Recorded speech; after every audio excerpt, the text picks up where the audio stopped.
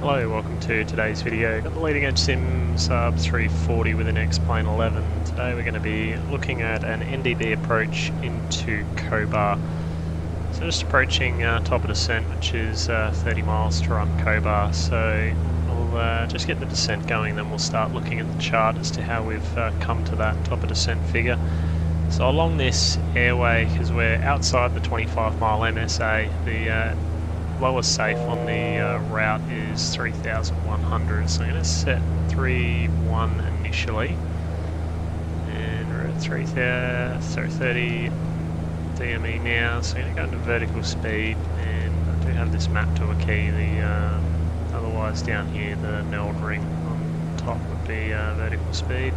I'm going to set 1,500 feet per minute, and I'm just going to bring the power back. We're near enough to below 10,000. I'm going to set 45%, tends to work below 10,000. That should hopefully keep us close to 240 knots. So jump across to the chart. So the Cobar NDB for runway 05. I've got the ADF already tuned to 395 for that NDB.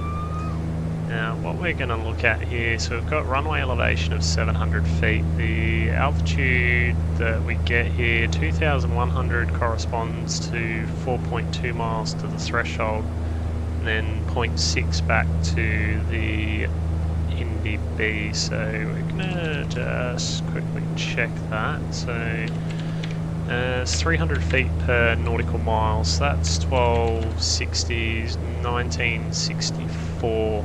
So 2100 is the point that you can descend below once you're established inbound. So realistically, it's be about 5 miles to run to the NDB. We want to be about 2,000 feet. From that, we'll just have a look at how far we're going. So we've got 1.5 minutes. We're going to fly outbound at about 160, 170 knots. So we'll take 165. Divide that by 60 gives you how many nautical miles you'll fly in 1 minute. We're going to be outbound for 1.5, so around about 4 to 5 miles, depending on how fast we go. And then finally the turn here, so we got 55 degrees inbound, obviously the reciprocal 235. So if we take 265 and 235, it's just over 32 miles there. So, sorry, 32 degrees between the two. It's going to be around about a 5-mile arc. So 32 degrees times 5 miles is 160. Divide that by 60, it gives about 2.6 miles in the arc. And we just established we're going to have roughly 4 to 5 miles. Let's call it 9 in the actual approach. So we're looking around about 11 to 12 miles. So 11 miles throughout the approach times 300 feet per mile, around about 3,300. The runway elevation is 700 feet, so it gives us 4,000 feet over the top of Cobar. And we'll just come back in here for a second. So just approaching 10,000 feet, which is the transition altitude. So we're going to turn the landing lights on. The seatbelt sign can come on again now. And we'll just check. We got 3050 for the altimeter. So we'll just set that, we'll set this one as well. Alright, so it's 3050, I'm just going to bring the power back just a touch because we're right on the 250 over speed. We've got 15 miles to run, so I'm actually going to come back to flight idle to start slowing it down for the approach. So we had 4,000 feet over the top of the Cobar NDB. We're cruising at 14,000 feet, so 14 minus 4 gives us 10,000 feet we need to lose. That's going to be 3 nautical miles per 1,000 feet, so it gives us 30 miles to run Cobar. So that's how we came to that conclusion for the top of descent. So we're now coming up to 10 miles to run Cobar, so 10 miles we should be about 3,000, plus we want to cross at 4. So 7, we're just through 3 is 8, so we're about 1,000 feet high. So I'm going to come in 2,000 feet per minute. We're still at flight idle. We really want to get down now because we should be slowing down at this point. Might even run to 2,500. So we really want to cross 10. We're going to touch fast, so realistically we'd like to be there 1,000, maybe 1,500 feet lower. We'll try and make this work.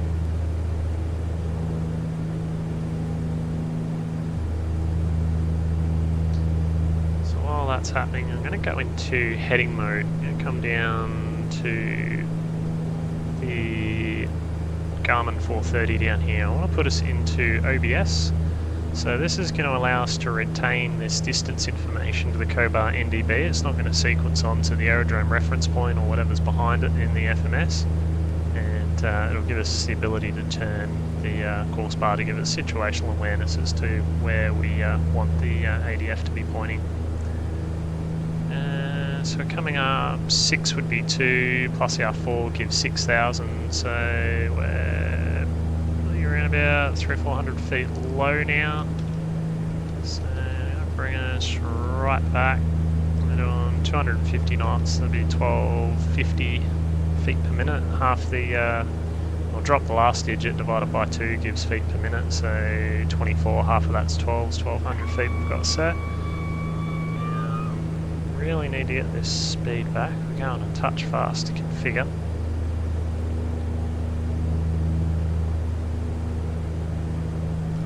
So as soon as we're below 200 knots, we're going to get the gear out.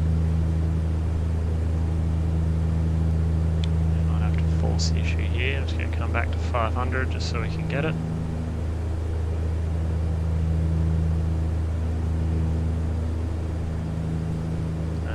Still looking good, so 3 miles is 1,000, we want to cross at 4, plus the 1 is 5, we're at 3.5, so we're a couple of 100 feet low. So that's working in our favour at the moment. Come back to about 900, below 200 now, gear can come down. With that, the taxi light comes on, auto coursing comes on, condition levers come up to max. Now I'm just going to add a little bit of power now. So we want to try and stabilise it at about 170.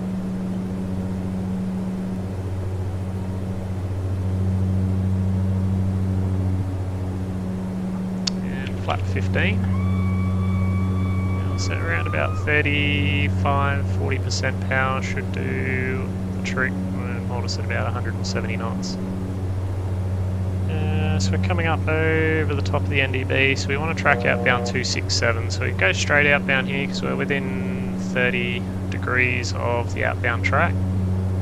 So, whoops, don't know why that's just flicked across on me. Why are you doing that? It's always fun when it does weird stuff. So tripped out, ABS is on. Just going to hit pause for a second. I think the GDN 750 in the background. I'll try kicking it out, see if that fixes it. Alright, there we go, it's 267. Alright, so the best way to think of this, the head of the NDB is the heaviest. It wants to fall down with gravity, so I'm going to put the heading bug in a method which is going to cause that to move appropriately. We're going to try to ignore the CDI track as best we can, as realistically you're not allowed to use that off an NDB. We're through the initial approach fix now, descending to 2,100 feet, which is the minimum to be when we turn inbound, and we didn't start the timer in time.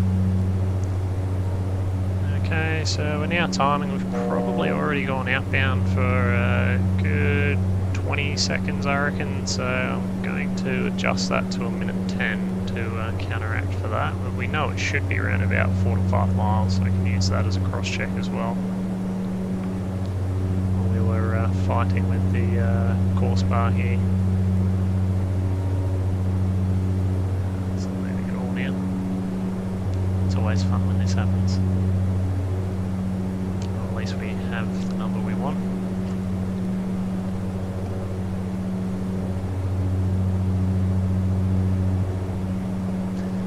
Doing 170, probably come back to about 700 because we're almost going to capture soon.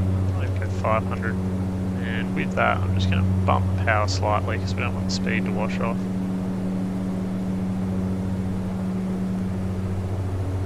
The ABS function doesn't want to work at all now.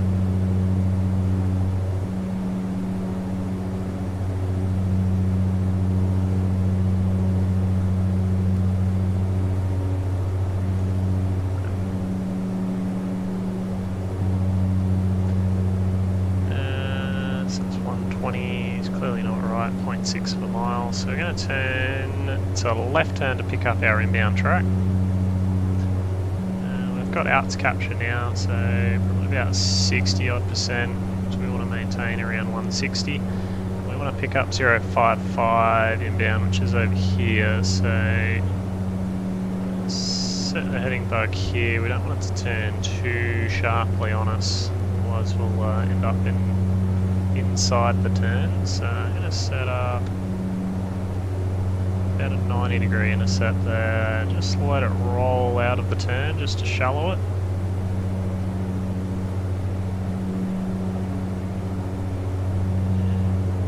Turn coming back in again, about 45 we'll start with. It's about a 45 intercept there. And we can't leave 2100 until we're established inbound. Far too sharply still. Now we're maintaining 2100, the missed approach 2600 is set. So we need to get this pointer onto 060 before we can descend. And I suspect things are going to happen relatively quickly after that.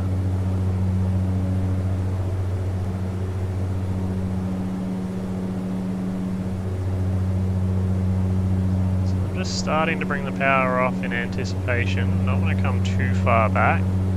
You go flap 20.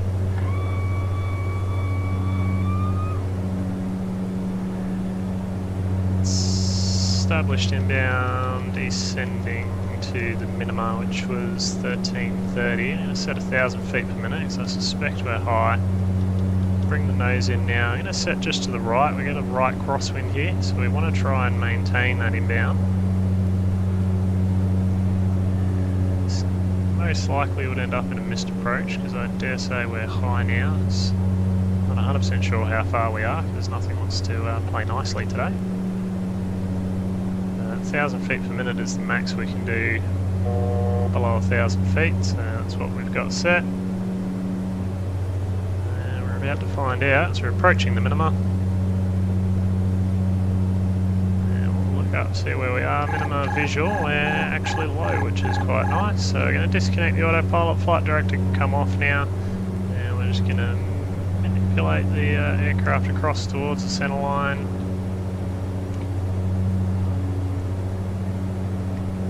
And pick up the runway.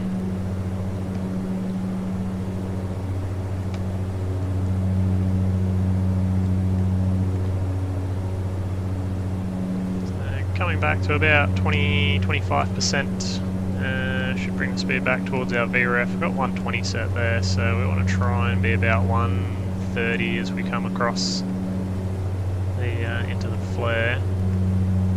So it's looking reasonably good there.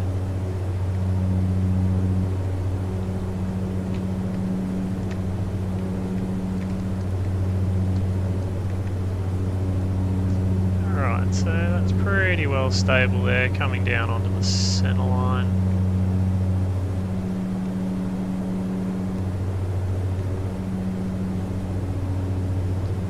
Rounding the power off, eyes to the end of the runway.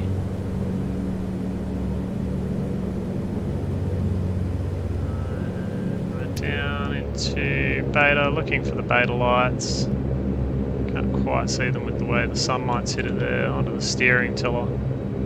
Try and maintain the centre line, doing a bit of over controlling there. And I'm just going to roll out into the turn node up here.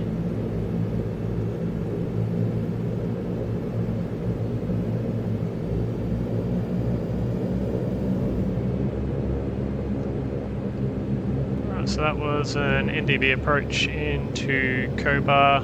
Unfortunately the GPS didn't want to play nicely. I had the reality GDN 750 up earlier, and I think those two had a bit of a fight somewhere in the way there, so didn't get any distance information. We would have used that when we were tracking inbound to work out if we were high or low based on 300 feet per mile and adjust accordingly, but instead we went for the minima.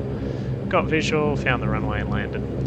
So hope you've enjoyed this video. If you've learned something, give us a like. Any comments or suggestions for future videos, drop a comment, and we'll see you in the next video.